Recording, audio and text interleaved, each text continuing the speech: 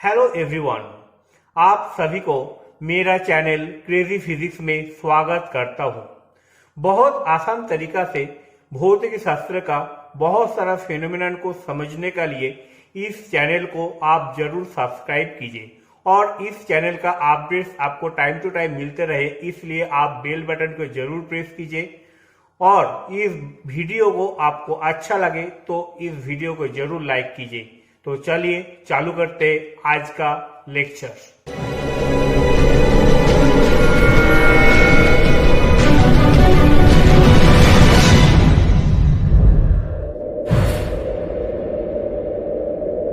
Good morning to you all.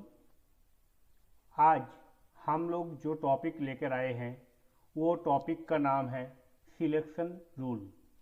ये एक बहुत ही इम्पॉर्टेंट टॉपिक है, यूजी एंड पीजी लेवल के लिए बहुत ही एक इम्पॉर्टेंट टॉपिक है।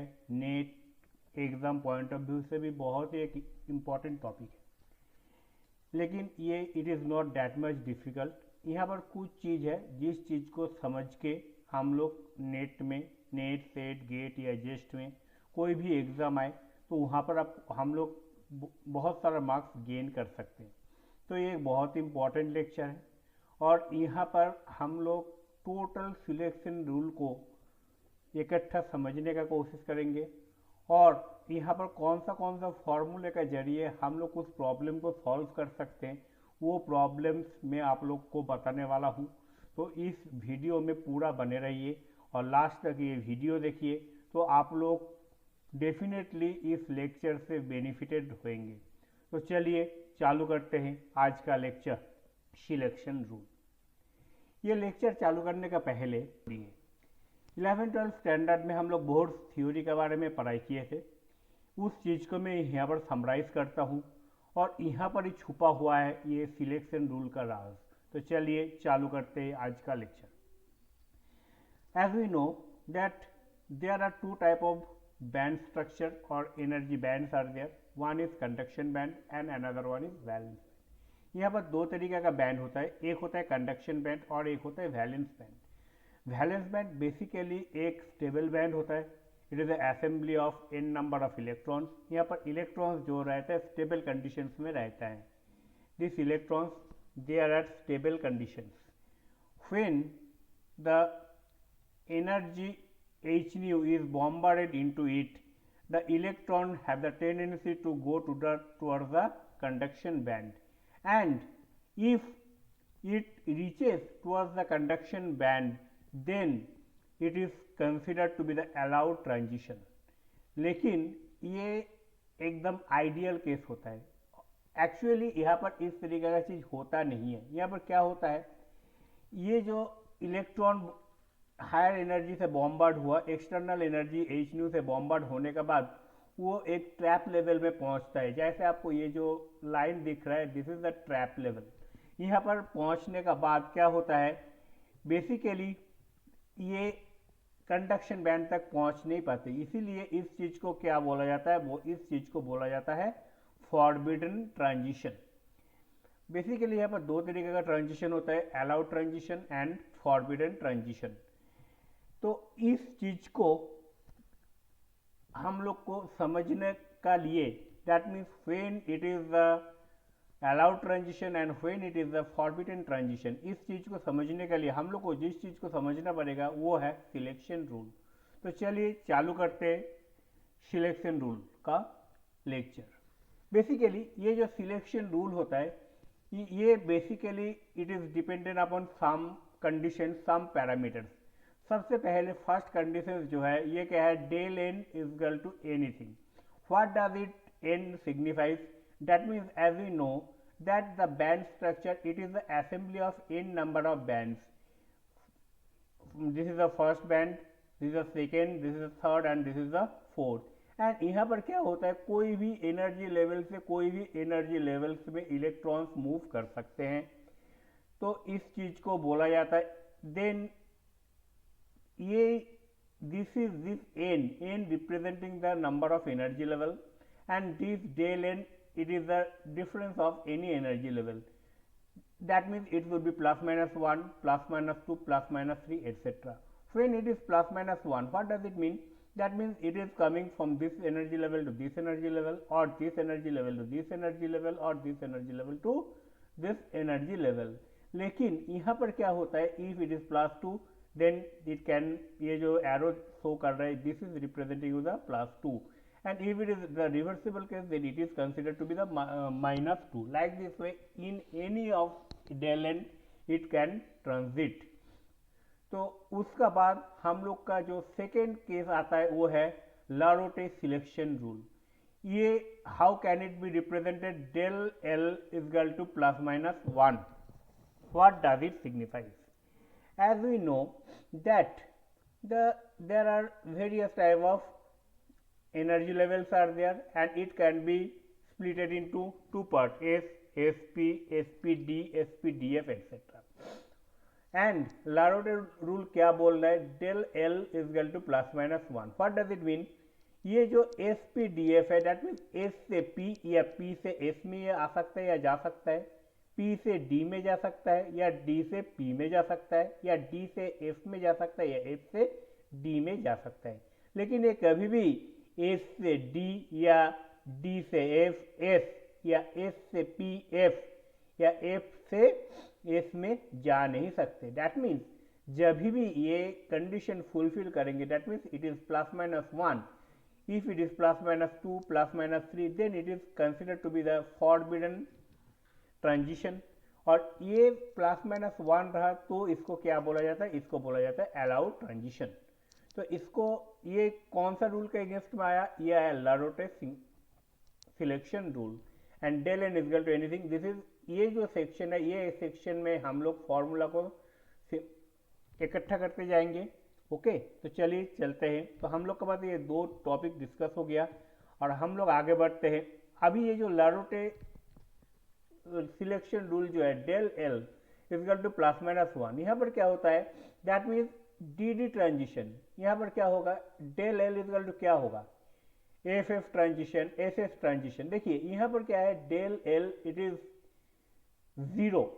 That means this is the forbidden transition. This is the forbidden transition because del L is equal to 0. So यहाँ पर क्या होता है? यहाँ पर इंटेंसिटी भी, लारोटे इंटेंसिटी भी कम होगा और यहाँ पर एब्जॉर्बेंस भी कम होंगे. ठीक है, तो अभी हम लोग आते हैं थर्ड कैटेगरी में. It is called as spin selection rule. Spin selection rule में क्या होता है? बेसिकली यहाँ पर del s is equal to 0. That means जैसा हम लोग को मालूम है दो तरीके का स्पिन होता है, plus plus up spin and down spin. यहाँ पर क्या होता है? Up spin to up spin में ट्रांजिशन हो सकता है, down spin to down spin में ट्रांजिशन हो सकता है. ना डाउन स्पिन से अप स्पिन में हो सकता है, ना अप स्पिन से डाउन स्पिन में हो सकता है. और यहाँ पर क्या होगा? यहाँ पर और एक चीज आ जाता है, स्पिन मल्टीप्लिसिटी. दैट मीन्स ये जो आता है 2s प्लस 1, जैसा आप लोग को मालूम है. यहाँ पर क्या होता है? Singlet to singlet transition. Doublet, यहाँ पर क्या होगा? सिंगलेट टू सिंगलेट ट्रांजिशन हो सकता है, डबलेट टू डबलेट ट्रांजिशन हो सकता है, ट्रिपलेट टू ट्रिपलेट ट्रांजिशन हो सकता है. लेकिन यहाँ पर सिंगलेट से डबलेट या डबलेट या ट्रिपलेट में, या डबलेट से सिंगलेट या ट्रिपलेट में, या ट्रिपलेट से सिंगलेट या डबलेट में ट्रांजिशन नहीं हो सकता है. इसीलिए इसको बोला जाता है सिंगलेट टू सिंगलेट ट्रांजिशन जो होता है इसको बोला जाता है अलाउड ट्रांजिशन. और सिंगलेट टू डबलेट या ट्रिपलेट ट्रांजिशन जो होता है इसको क्या बोला जाता है? इसको बोला जाता है फॉरबिडन ट्रांजिशन. तो हम लोग के पास क्या क्या केस आ गया? Del n is equal to anything. Laporte rule से क्या आता है? Del L is equal to plus minus 1, del L is equal to 0. Now हम लोग जो टॉपिक डिस्कस करने जा रहे हैं वो है टोटल एंगुलर मोमेंटम. जैसे हम लोग को मालूम है, जैसे एल एस कपलिंग में हम लोग कैलकुलेट करके डेल जे निकल सकते हैं. एंड यहाँ पर del j if it is 0 and plus minus 1 then and then the it is called as allowed transition. Suppose यहाँ पर मेरा पास दो तरीके का स्टेट है, 3d 5/2 एंड 3f 7/2. यहाँ पर क्या होता है? This is the spin term, this is the and this is the angular momentum term or J term, ये हम लोग कैलकुलेट करके हम लोग को ये स्टेट मिलता है। तो यहाँ पर हम लोग देखें तो यहाँ से ये ट्रांजिशन हो सकता है या नहीं। यहाँ पर क्या होगा, दिस इज, ये तो this is the spin term, ये क्या शो कर रहा है, del is equal to 0, that means यहाँ पर ट्रांजिशन पॉसिबल है। यहाँ पर लरोटे रूल भी बोल रहा है यहाँ पर भी ट्रांजिशन पॉसिबल है, SPDF, that means del L equal to 1। And J term क्या होगा, J term if you subtract 7/2 minus 5/2 it is 1, so it is plus minus 1 in this range. So which type of transition it is called as allowed transition। हम लोग को ये तीनों case को देखना है और फिर हम लोग को आगे बढ़ना है। तो चलिए इसका बाद हम लोग के पास जो फिफ्थ सिलेक्शन रूल आता है वो क्या होता है, डेल mj इक्वल टू 0 और 1, that means whenever the magnetic field is applied the energy level also changes। तो यहाँ पर जो है, यहाँ पर जो ट्रांजिशन जो होगा, ये ट्रांजिशन इसी तरीके से हम लोग mj का डेल mj का वैल्यू भी निकल सकते हैं, जैसे हम लोग डेल j का वैल्यू निकाले थे, इसी तरीके से हम लोग mj का भी वैल्यू निकल सकते हैं। और इसका वैल्यू जो 0 एंड प्लस माइनस 1 होगा, तो ये क्या होगा, this is called as allowed transition.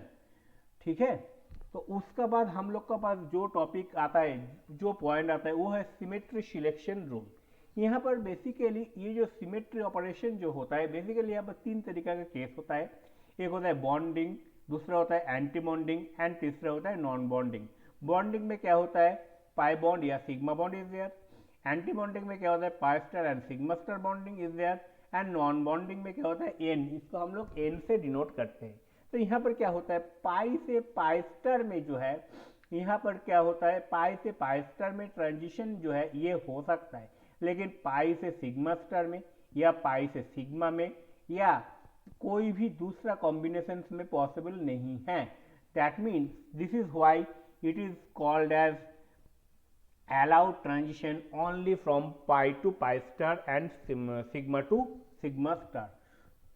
तो एट द एंड हम लोग का पास क्या मिला, what are the various type of selection rules, del n is equal to anything, del l is equal to plus minus 1 only, del s is equal to 0, del j is equal to 0 and plus minus 1 and del m j is equal to 0 plus minus 1। तो ये and ने जो previous slide में जो हम लोग देखा था, सिमेट्री सिलेक्शन रूल में क्या होगा, पाई टू पाई स्टार और सिग्मा टू सिग्मा स्टार, में एंटी बॉन्डिंग टू बॉन्डिंग में होता है। बॉन्डिंग टू एंटी बॉन्डिंग या एंटी बॉन्डिंग टू बॉन्डिंग में ट्रांजिशन हो सकता है, लेकिन बॉन्डिंग टू नॉन बॉन्डिंग में या नॉन बॉन्डिंग से बॉन्ड, एंटी बॉन्डिंग या नॉन बॉन्डिंग से बॉन्डिंग में ट्रांजिशन नहीं हो सकता। तो ये चीज़ को हम लोग ध्यान रखें, इतना को हम लोग कंसिडर कर ले तो हम लोग का पास नेट में बहुत सारा मार्क्स हम लोग गेन कर सकते हैं। और ये आपको फॉर्मूला को ध्यान रखना पड़ेगा। पिछले नेक्स्ट लेक्चर में मैं और भी कुछ एग्जांपल्स लेकर आपका सामने हाजिर रहूँगा। तब तक आप लोग इस चीज़ को तैयार कीजिए और ट्रांजिशन एंड फॉरबिडन को आप लोग को allowed transition and forbidden transition के बारे में आप आपको कॉन्सेप्ट क्लियर कीजिए। तब तक आप लोग को थैंक यू वेरी मच इस लेक्चर का लास्ट तक बने रहने के लिए। और I think all of you have enjoyed the things. If you have enjoyed the lecture, to please like, share and subscribe the channel as much as you can. So all the best and thank you to you all once again.